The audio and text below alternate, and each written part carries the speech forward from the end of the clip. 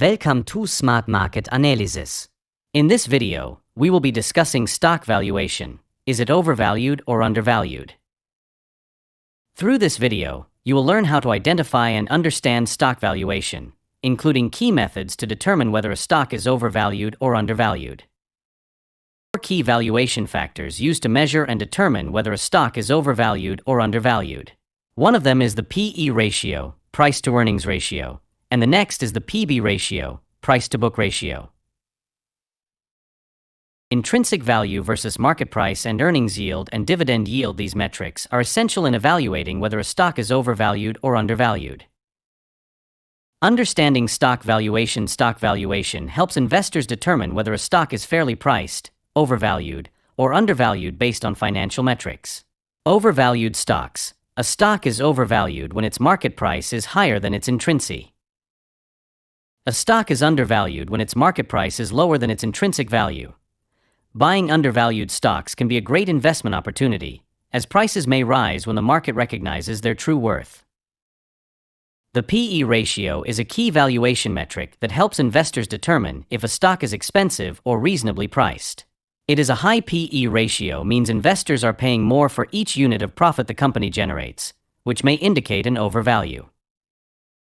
A low P/E ratio means the stock is trading at a lower price relative to its earnings, suggesting a potentially good investment opportunity.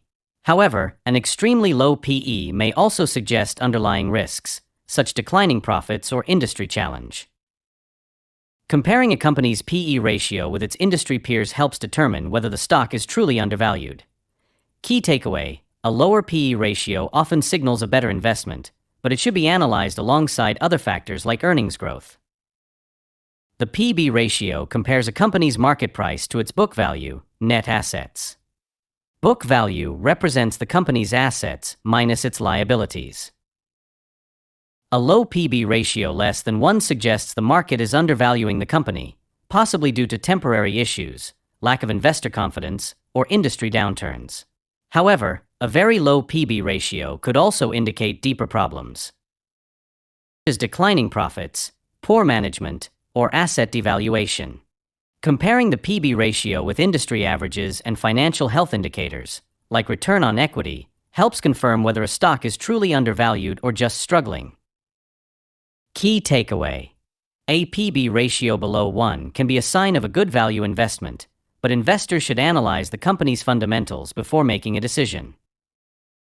Intrinsic value is the real worth of a stock based on its financial health, future growth potential, and earnings. Market price is the current price at which the stock is trading on the exchange. If intrinsic value greater than market price, the stock is undervalued, potential good buy. If intrinsic value less than market price, the stock is overvalued, possibly overpriced. Intrinsic value is calculated using methods like discounted cash flow, DCF, earnings models, and fundamental analysis. A stock trading below its intrinsic value may be a good buying opportunity, but investors should confirm with other factors like financial statements, industry position, and macroeconomic conditions. Earnings yield is the return an investor gets from a stock's earnings relative to its price. A high earnings yield suggests the stock is undervalued, whereas a low yield may mean the stock is overpriced. However, it's crucial to also assess growth prospects, company stability, and risk factors before making a decision. Dividend yield shows how much a company pays in dividends relative to its stock price. A higher dividend yield means the company is paying more cash to shareholders, making it attractive for income-focused investors. A high dividend yield can indicate a stable, profitable company that consistently rewards shareholders. However, an extremely high yield may be a red flag, signaling financial distress or unsustainable payouts.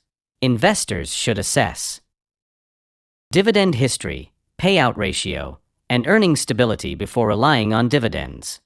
Companies with strong cash flows and a history of increasing dividends are often preferred by long-term investors.